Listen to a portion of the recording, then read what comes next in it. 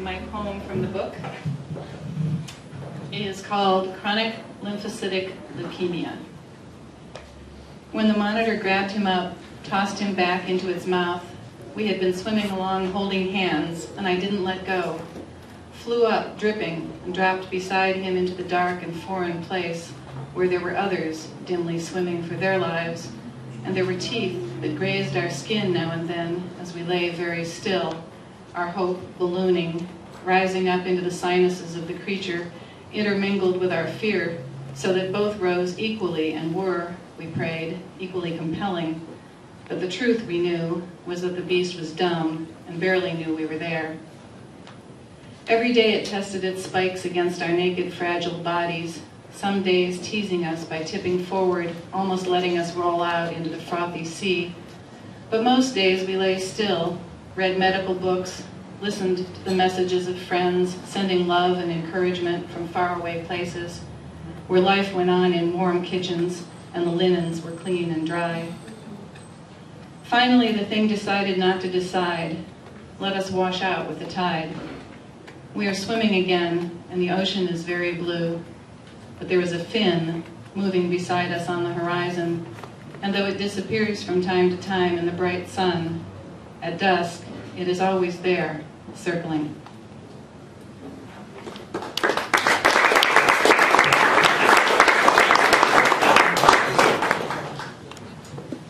This is called Blue Whales. Blue whales are out there somewhere, 6,000 of the hundreds of thousands who once roamed the planet's seas. Now separated from each other by thousands of miles, they moan their loneliness 4 octaves below middle sea. So low, so slow, we humans cannot even hear. But on our ocean liners and in our lighthouse kitchens, the cutlery jangles on the table, the glass pane vibrates in its frame, and we know something nearby is crying out for love. 2,000 miles away they can be heard and answered, the loudest sound made by a living thing, and we don't know what it says.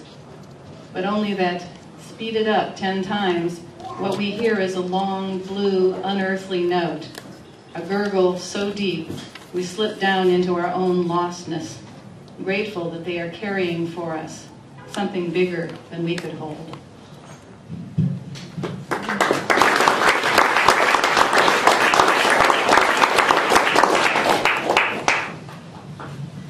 And this last one is called Snoring. Not like at the hostel, where the old man's snorts and gurgles burst forth erratically, always preceded by a brief silence for maximum explosive effect.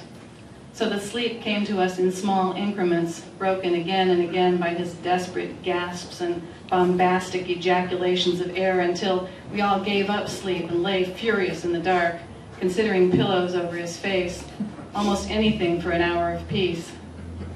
No, this snoring, rhythmic and reliable, I have hitched my dreaming to for 20 years, linked my own breath to a more powerful machine, and let myself be towed through the mysterious sea of night, the way the boys on our street used to catch the wind behind a fast car down Franklin Boulevard, their bikes flying in its wake, the way my brother and I, down to our last dollar, drove the interstate home in winter, our dad dying in his bed, our VW Beetle rusted full of holes, no heater, and packed in blankets, winter hats, and gloves.